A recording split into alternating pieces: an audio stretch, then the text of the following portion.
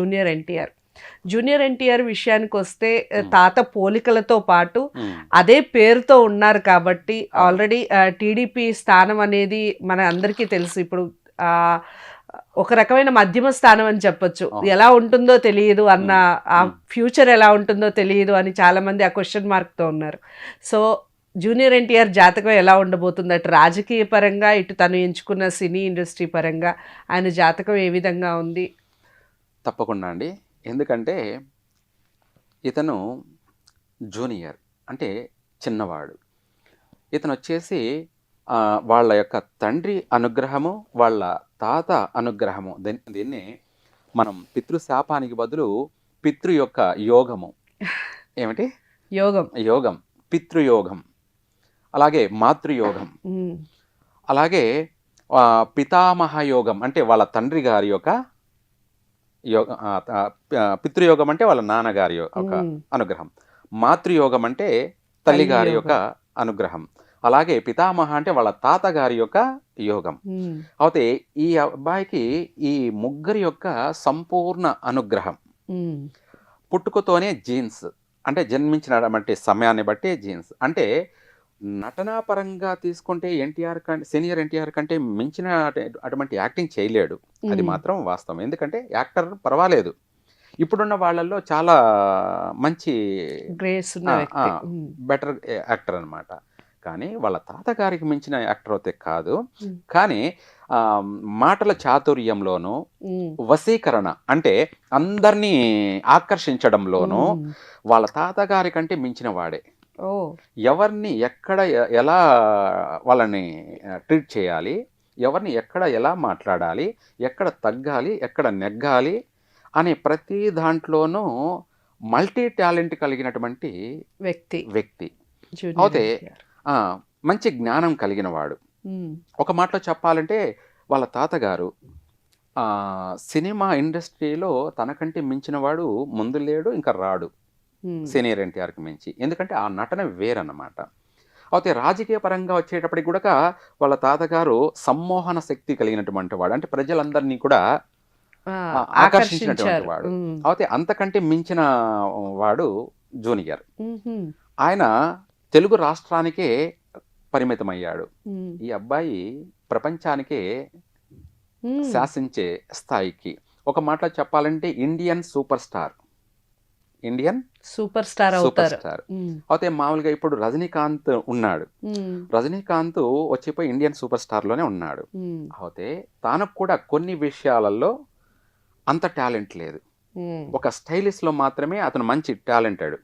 కానీ ఈ జాతకుడు ఏంటంటే అన్నిట్లోనూ మల్టీ టాలెంటెడ్, అందులేడన్న సందేహం లేదు, కరెక్ట్ గా చెప్పారు. అలాగే ఇప్పుడు చెప్పాలంటే ఒక మాటలో ఎన్టీఆర్ శకం, ఏమిటి ఎన్టీఆర్ శకం స్టార్ట్ అయిపోయింది. ఎన్టీఆర్ శకం, ఈ ఎన్టీఆర్ శకం అనేది ప్రారంభమై ఆల్రెడీ జరుగుతుంది.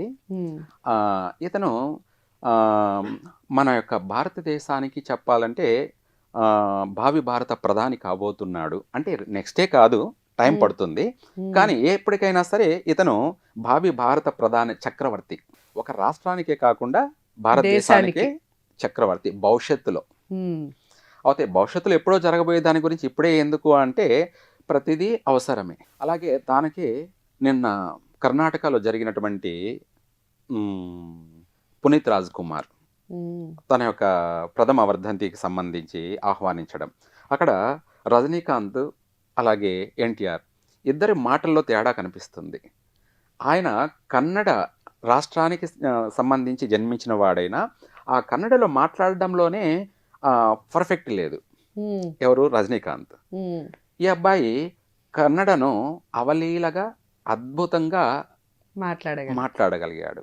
అంటే ఏ రాష్ట్రానికి వెళ్తే ఆ రాష్ట్రంలో ఆ యొక్క భాషని ఒక అనుభవజ్ఞుడు మాట్లాడే విధంగా మాట్లాడుతున్నాడు. అంటే ఆ మాట ప్రతిదీ కూడాను స్పిరిచువల్ గాను బాగా పండినటువంటి మహాజ్ఞాని మాట్లాడినట్టుగా ఉంటుంది. అలా జపాన్కి వెళ్ళినా కూడా వాళ్ళ భాష వాళ్ళే పర్ఫెక్ట్గా మాట్లాడరు. ఇతను మాట్లాడే ప్రతి అక్షరం కూడా అందరికీ అర్థం అవుతుంది, క్లారిటీ ఉంది. ఆ విధంగా ఎక్కడికి వెళ్ళినా కూడా సమ్మోహనాస్త్రం అంటే ఇతను ఎక్కడికి పంపిస్తే అక్కడ అందరినీ ఆకర్షించే గుణం కలవాడు. ఆకర్షించేస్తాడు. అలా అందరూ ఆటోమేటిక్గా వాళ్ళకి తెలియకుండా వాళ్ళందరూ అతనికి ఇష్టపడతారు. అలా సమ్మోహన శక్తి కలిగినటువంటి మహర్జాతకుడు. కాబట్టి ఎప్పుడైనా సరే ఇతను భారతదేశాన్ని పరిపాలించేటువంటి మహర్జాతకుడు. మనకు భారతదేశంలో జరుగుతుంది ప్రజెంట్లీ శాలివాహన శకం. ఇది 1943 సంవత్సరాల నుంచి ఇదే శకం నడుస్తుంది. ఆయన తెలుగువాడు, శాలివాహనుడు. అదే విధంగా ఇప్పుడు ఒక పక్క శాలివాహన శకంలోనే ఎన్టీ రామారావు శకం ప్రారంభమయ్యింది. ఇతను వచ్చేసి దక్షిణాది నుంచి ప్రధానంగా అంటే ఇప్పుడు అంటే భవిష్యత్తులో కాబోయేటువంటి సౌత్ ఇండియా నుంచి కాబోయే ప్రధాని. అది భవిష్యత్తులో అందరూ చూస్తారు. ఇప్పుడు చెప్పడం కన్నా, ఇప్పుడు మనము చెప్పిన దాని గురించి రకరకాలుగా అనుకోవడం కన్నా, ఊహల్లో ఉండడం కన్నా, రాబోయే రోజుల్లో అయినప్పుడు ప్రతి ఒక్కరికి ఈ చెప్పినటువంటి ప్రతి అక్షరం అప్పుడు శాసనంలా కనపడుతుంది. చెప్పాలంటే చాలా విశేషమైనటువంటి మహర్జాతకుడు. జాతక ప్రకారంగా ఎప్పుడు అన్ని కూడా ఊహించేసి మొత్తం తెలుసుకొని ఉన్నాము. కాబట్టి అతను భవిష్యత్తులో రాబోయేటప్పటికి మాబోటి వాళ్ళందరూ కూడా అతనికి సహకరిస్తారు. తప్పకుండా అతను భవిష్యత్తులో ప్రధాని అవుతాడు. సర్వే జన సుఖినో భవంతు.